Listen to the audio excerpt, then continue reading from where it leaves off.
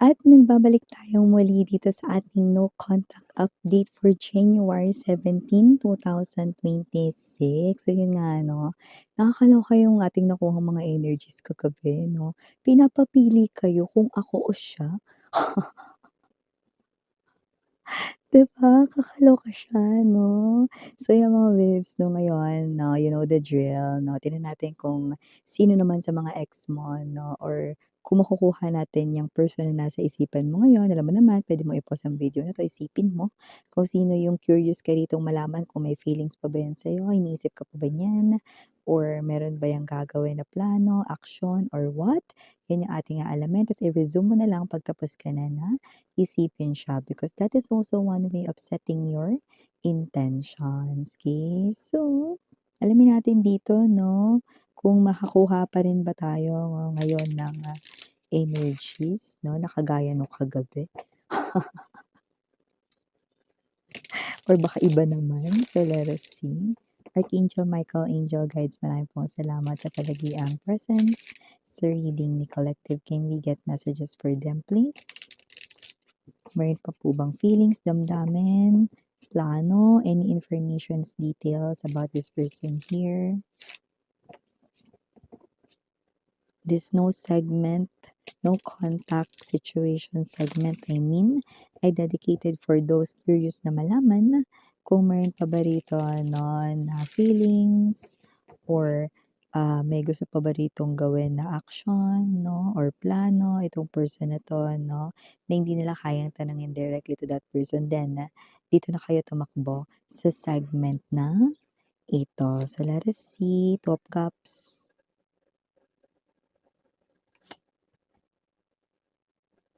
Yung kagabi 'no, ba't 'di nag-scientist yun? Talino nun 'no, nung ex niyo kagabi 'no. So, tignan natin 'no, kung anong klaseng energies naman maka-get natin ngayon. Knight of Swords nandito, Strength, Five of Pentacles, Four of Wands, Two of Pentacles 'no. This person meron siyang favor sa'yo. Page of Cups, Eight of Wands.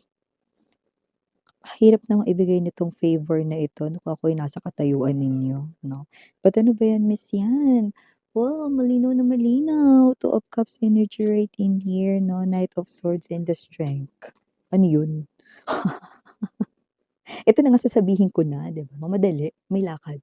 So ito na nga 'no, may favor ito 'no, na person na ito na ex ninyo at ang favor niya rito ay handa ka na bang marinig? Sasabihin ko na. Favor niya rito, kokontakin ka niya, sasabihin niya sa'yo, itatanong niya sa'yo kung puwede ba kayong magpanggap na kayo hanggang sa maka-move on daw siya sa'yo, okey? But alam niyo kung hindi niyo ako rito psychic medium or, reader 'no, at isa niyo akong friend, ang ibibigay kong advice, hindi ba parang mas mahirap para sa kanya yun 'no? Yung magpapanggap kayo na okey kayo or na kayo 'no, holding hands talaga, as in couples do, 'di ba? Na puwede niya ritong hawakan yung hands mo or puwede ka niya ritong i-hug 'no, or sasagot ka sa kanya dito ng mga like, "I love you too, I miss you too," 'no, na ginagawa ng mga couples or mag-boyfriend, girlfriend 'no. So, yun yung gusto niya ritong gawin 'no, at, gagawin niyo yun hanggang sa maka-move on daw siya sa'yo. Pero malabo yun, kasi mas lalo siyang hindi makaka-move on sa'yo because I'm seeing right in here Cloud 9, you know? Cloud 9 yung parang feeling high 'no, feeling very happy 'no. Kasi ang mangyayari rito mas gugustuhin niya ritong mag-stay sa gano'n at bumalik sa'yo instead to move on. Mali ang thinking niya. Well, nakita ko dito kasi hindi niya rin kasi alam, scattered kasi yung energies niya. Hindi niya rin kasi alam kung ano yung dapat gawin because it's really hard to forget someone like you. Mahirap ka daw kalimutan, mare. Or pre, mahirap ka daw kalimutan kaya ito na lang 'no. So, magme-message siya sa'yo, okey? Parang yung energy nito 'no is puwede bang tulungan mo siyang makalimutan ka. So yun is pamamagitan ng puwede bang magpanggap ka na mahal mo pa rin siya or puwede bang maging kayo, okey, kayo hanggang sa maka-move on siya sa'yo, which is I'm telling you right away, it's not a better escape or way to come out from this feeling, especially ang feelings niya sa'yo ay too high. Mahal ka nito 'no, at nasa isip ka niya palagi 'no. Isa man itong klaseng imposibleng bagay na maibigay mo daw sa kanya pero ito yung pabor na hihingi niya pa rin sa'yo. Isang klase ng pabor 'no, na sana ay pumayag ka or ibigay mo. Like cross finger siya ganito, hoping siya rito na iga-grant mo itong favor na 'to, 'di ba? Until when?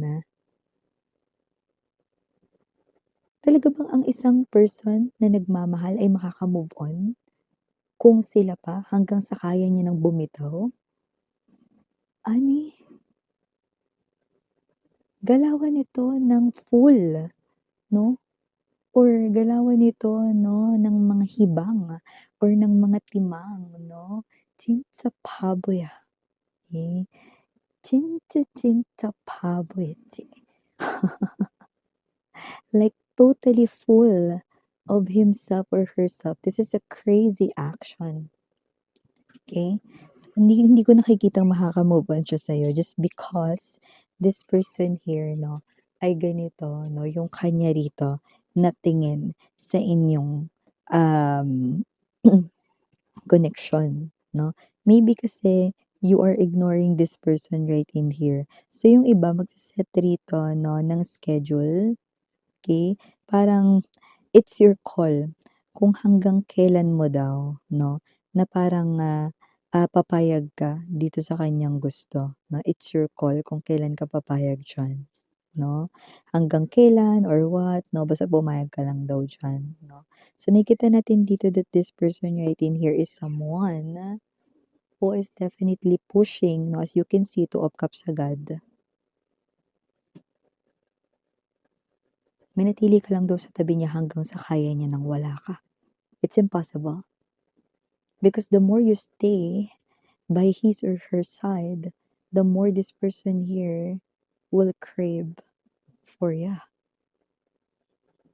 It's 105% real, isn't it? This person here is just using it as an excuse. Kasi gusto niya ditong maramdaman yung presence mo. Gusto niya ditong ma-feel na love mo pa rin siya. Because the moment na pumayag ka rito 'no, if you reply to this person's "I love you" and then you will respond, "I love you too" or "Mahal kita" or "Mahal din kita," I mean 'no.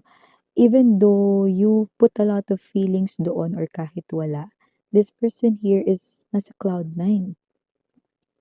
He or, his brain or her brain 'no, will definitely process from the place of okey na kami ni Collective, bumabalik kami sa dati, puwede na kami ngayon na mag-stay like this, you know.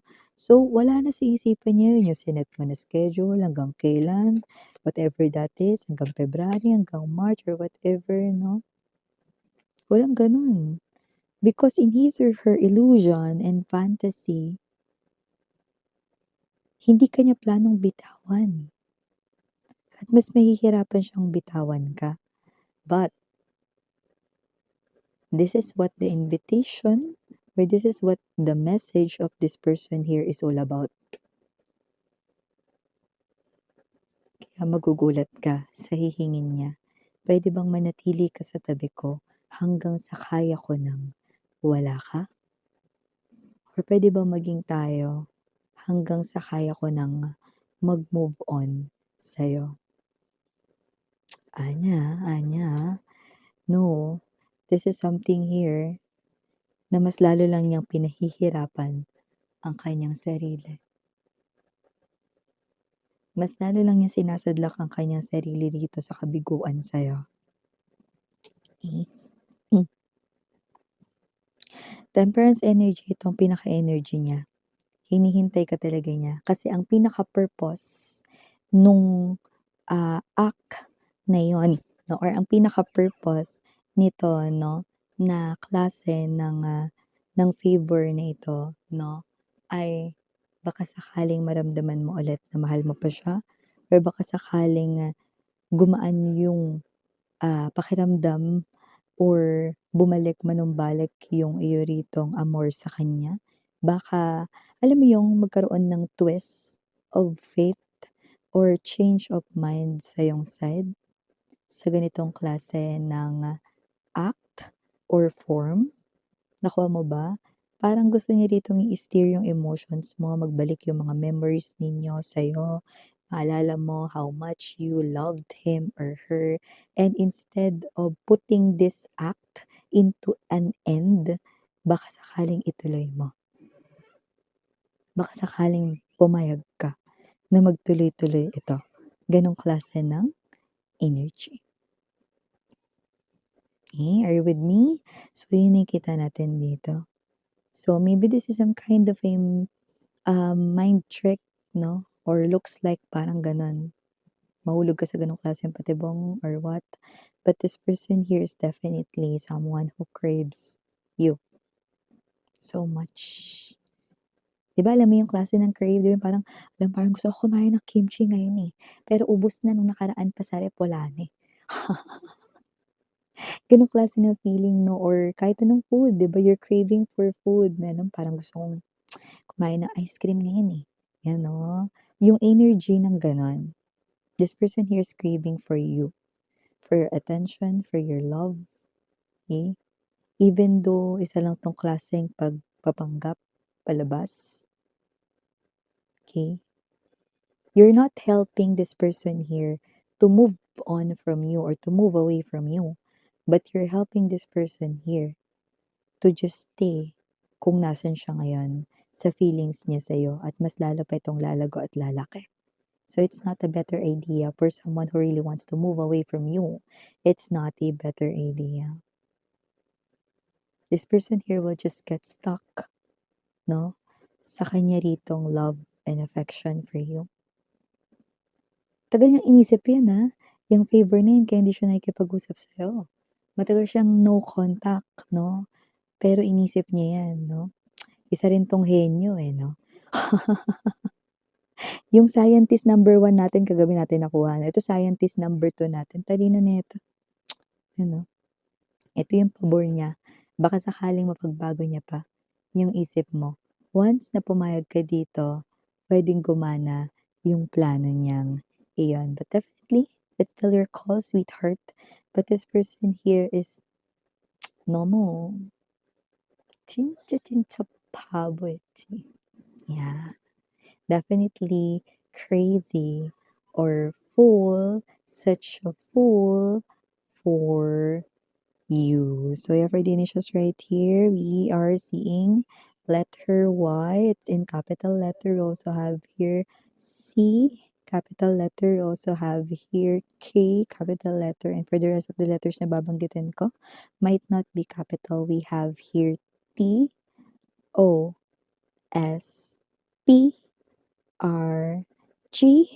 I don't know if it's letter L or 1. Just the universal trust names. I'm seeing it in my vision right now. And last but not the not last but not the least letter, we have here the letter J. So yeah, mga babes, no, whoever this person here, this person's really high sa kanya ritong illusions, but definitely missing you so badly. That's why nag-game up siya sa ganitong klase ng plano. At talagang gagawin niya ito, makakatanggap ka talaga ng message sa kanya na ito yung tinutumbok or iniikutan, I mean, ng message niya dito. Again, it's up to you, sweetheart. It's your call whether you're gonna do this favor here or not. Okay, at least nalaman mo no, what's inside or what's really going on into this person's thoughts, no, especially regarding this plano. Okay? So yeah, again, I'm Yuriana on me. Sarang love and light mga mahal. Annyeong.